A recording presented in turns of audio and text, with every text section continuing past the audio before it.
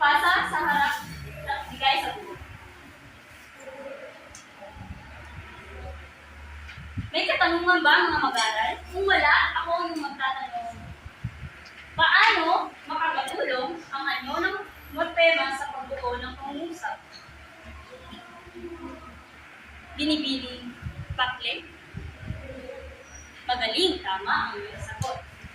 Ang morpema ay nakatutulong upang maayos at malinaw ang pagbabasa ng ginawang pangungusap kung ito ay nalagyan ng panlapi at salitang ugat at phoneme.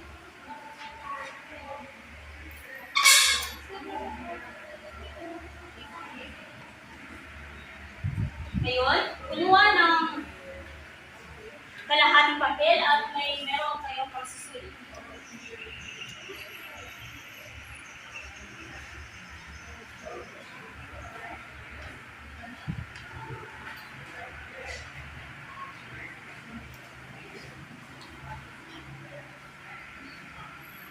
Bibigyan ko lang kayo ng 5 minuto upang sagutan nyo ang mga katanungan. Basahin ng mabuti ang palunod. Sulat ninyo sa papel ninyo mga mag-aaral. Una, tapos na mga mag-aaral. Pangalawa, tapos na ba mga mag-aaral? Pangatlo,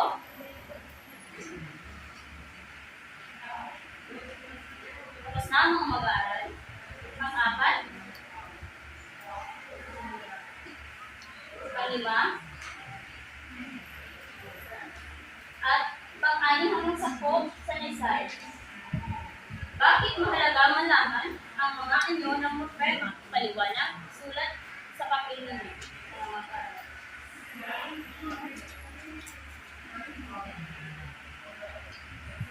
Gawaing bahay.